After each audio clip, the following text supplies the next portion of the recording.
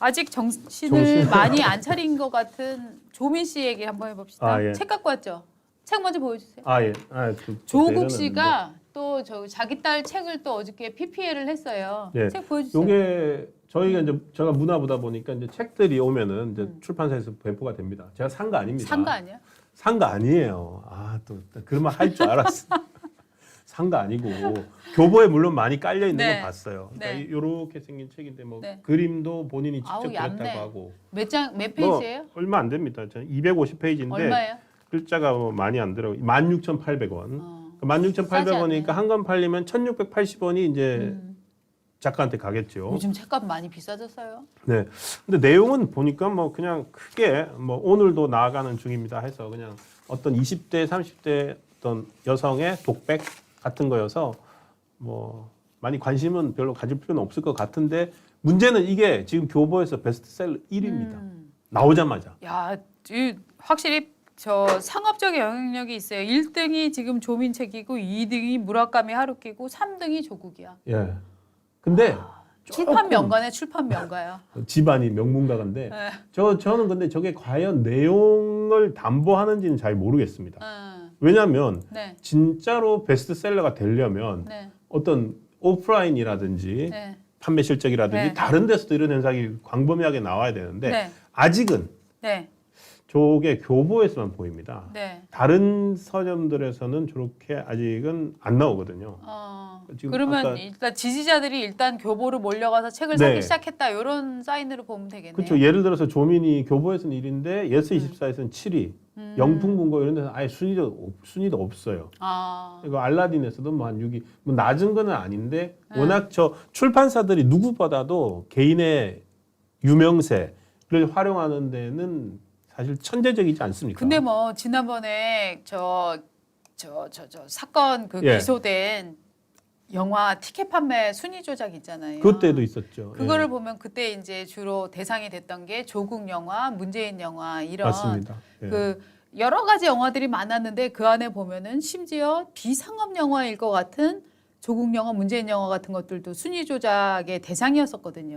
그렇죠. 순위 조작을 네. 하면서 이제 한밤중에 사람도 네. 한 명도 안 들어오는데 네. 일단 예. 영화를 틀어주고 이랬었는데 예. 이것도 뭐 저희가 확정은 없어요. 심증이고 네, 그리고 네. 가능성 그리고 그렇습니다. 마케팅을 하고 있는 거고 네. 그런데 조민은 분명히 네. 그러니까 입시비리나 그리고 재판을 받고 있는 사람에도 불구하고 출판사들의 훌륭한 그 개인 마케팅의 대상이 되었고 네. 저렇게 화제성만 되면 출판사한테 수익이 돌아가거든요. 네. 그런 대상이 현재 되어 있는 상황입니다. 그래서 과연 저 인기가 다른 길어질지 이럴지는 조금 더 지켜봐야 될 것 야, 같습니다. 근데 이제 책은 좀 비싼데 제가 지난주에 샀던 나오자마자 이제 미리 예약해서 산 책이 하나가 있는데 예, 그 책이 정말 재밌더라고요. 무슨 혹시 그- 본인이 쓰신 거? 일론 머스크 아, 일론 머스크 자서전. 그 자서전을 미리 예약 구매를 했는데 예, 그 책은 한 3만 원대였던 것 같아요. 한 28,000원인가 3만 원쯤 했었던 것 같은데 그 책이 정말 굉장히 취재를 많이 해서 열심히 쓴 책이라서 조민 책 2권 정도면 아마 그 책을 하나 살 수 있는 것 같은데 고민하시는 분들은 저라면 일론 머스크 책을 좀 권해드립니다. 왜냐하면 정말 광활한 시각을 가질 수 있어서 네. 추천합니다. 자, 그 다음에 이 민주당의 뻔뻔함에 대해서 조선일보가 아침에 사설을 썼어요. 저는 그 사설을 보고 네, 야, 이 사설은 진짜 꼭 나왔어야 하는 사설이구나라고 생각을 했습니다. 뭐냐면 지금 민주당은 우리나라가 검찰 독재 국가다. 윤석열 대통령이 검찰 독재를 하고 있다. 이렇게 지금 각종 주장을 하고 있거든요. 근데 그게 그냥 정치적 주장이 아니라 네, 구체적인 돈봉투 사건이 일어나고 나면 이자들이 이것은 검찰의 조작이다. 그렇죠. 증거 있느냐. 정치적으로 나를 올가매려고 그런다. 이런 주장을 정말 너무나 뻔뻔하게 많이 해왔어요. 아니 저는 그래서요. 네. 저 검찰이 네. 저 예를 들어서 일반인을 상대로 허위 사실을 유포하면은 네. 명예훼손으로 이렇게 고소를 하면은 죄가 되잖아요. 네. 네. 저거는 정치 탄압이 아닌데 본인이 네. 결국에 가서 돈 받았던 걸 시인을 했잖아요. 네. 근데 그걸 탄압이라고 하고 자기는 받은 적 없다 그러고 저거는 또 다른 검찰에 대한 명예훼손 아니면 국가에 대한 명예훼손 그렇죠. 뭐 다른 어떤 공적인 기구에 대한 네. 심각한 명예훼손입니다. 네. 그래서 아무리 자기 변호권을 인정해 준다고 하더라도 네. 허위 사실로 자기 변호를 이번에 대표적으로 허위 사실로 자기 구명하려고 했던 게 이재명의 그 김만배 신앙님 녹취록 같은 거 아닙니까? 맞습니다. 그 허위 사실을 가지고서 그 자기 변호를 하려고 썼는데 그 죄가 되거든요. 네. 저것도 단지 탄압받는다라고 한 것뿐만이 아니라 허위 사실을 얘기했기 때문에 저건 별도로 죄를 물어야 되는 거 아닌가요? 맞습니다. 그런 걸 안 묻기 때문에 끊임없이 지금 거짓말을 하면서 모면해 가는 것이 그렇죠. 모면하는 민주당의 거죠. 정치인들이 예. 상당수인데요. 일단 저희가 그 송영길 당대표를 뽑을 시절에 전당대회 관련해서 그 돈봉투 사건에서 관련자들 말만 좀 모아봤는데 이건 예. 그냥 비교적 순한 말만 모은 거예요. 순한 말만 모아도 이렇습니다. 송영길 씨는 파리 바게트 프랑스의 파리에서 예. 들어와서 자진해서 들어왔어요. 들어와갖고 이것은 야당을 표적 삼은 정치 수사다 네. 이렇게 얘기를 했고요. 그러면서 본인 스스로 2번이나 검찰청사에 가서 저 조사해 주세요라고 나를 했죠. 조사하라. 예. 이러고. 근데 검찰은 아직 조사할 생각이 없어요. 네. 다른 증거를 더 모아야 되거든. 네. 근데 그걸 무죄라고 주장을 했죠. 네. 윤관석 의원 예. 정치 검찰의 야당 탄압이다. 총선용 짜맞추기 기획수사다 이렇게 주장을 예. 했고요.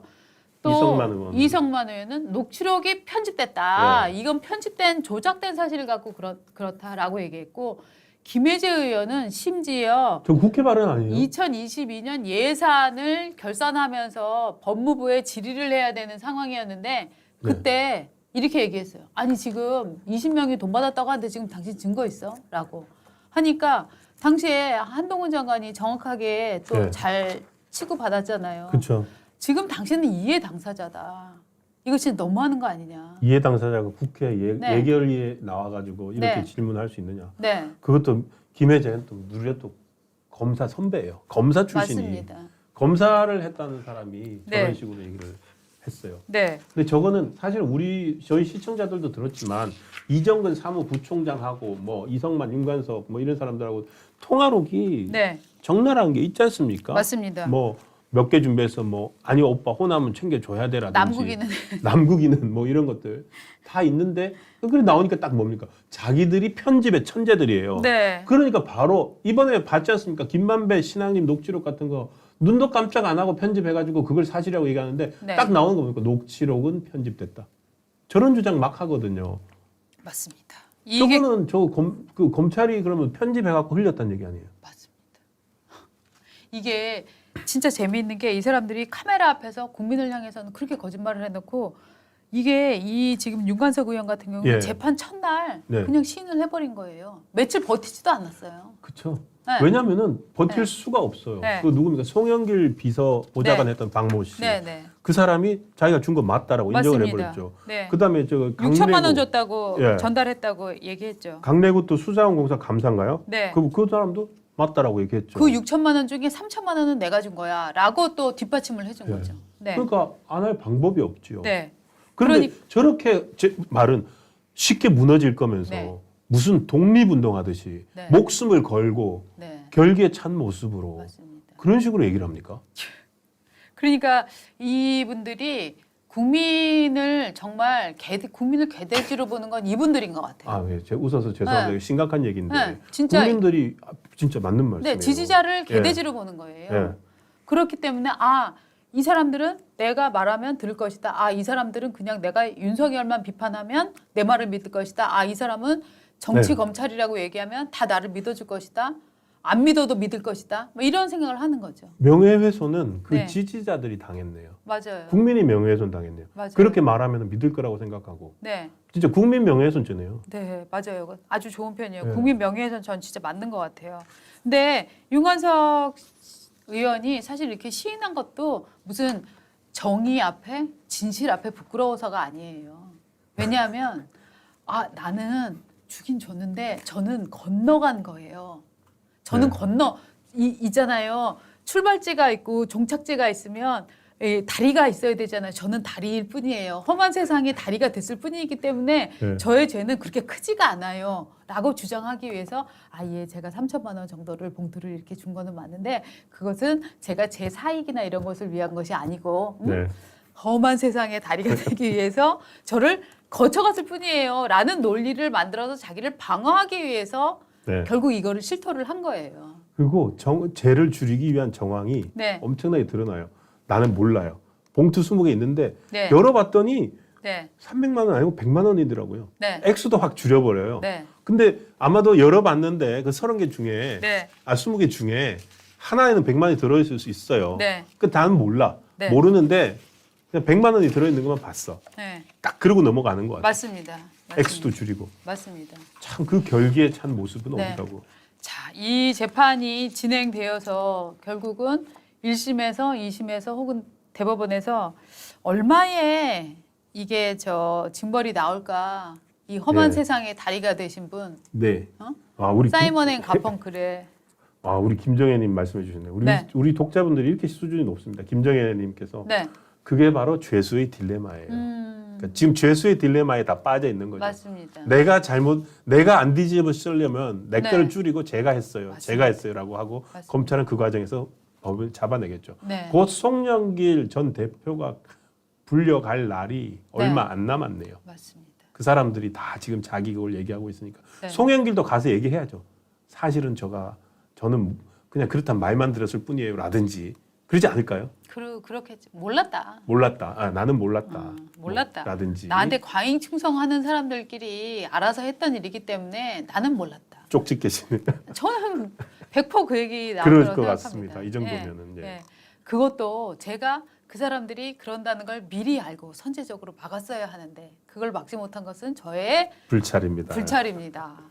정도까지 저는 얘기할 것 같아요. 나 의학 전문 기자 김철중. 나한테 걸리면 어떤 의사든 진실만을 말하게 되지.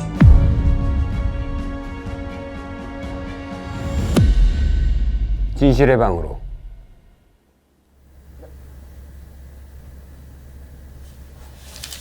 뭐야, 여기 나밖에 없구나. 에이.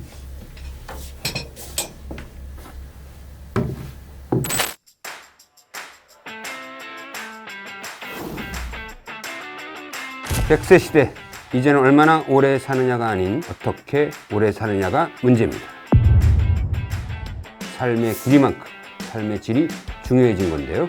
그것이 가능해진 것은 각 의료 분야에서 치료 기술을 발전시킨 특출한 의사가 있었기 때문입니다. 최초로 그 당시에는 쇼킹한, 그 자체로도 엄청난, 거기서 깜짝 놀랐게. 이건 뭐냐. 이 시대 명의와 만나는 시간, 명예전당 김철중입니다.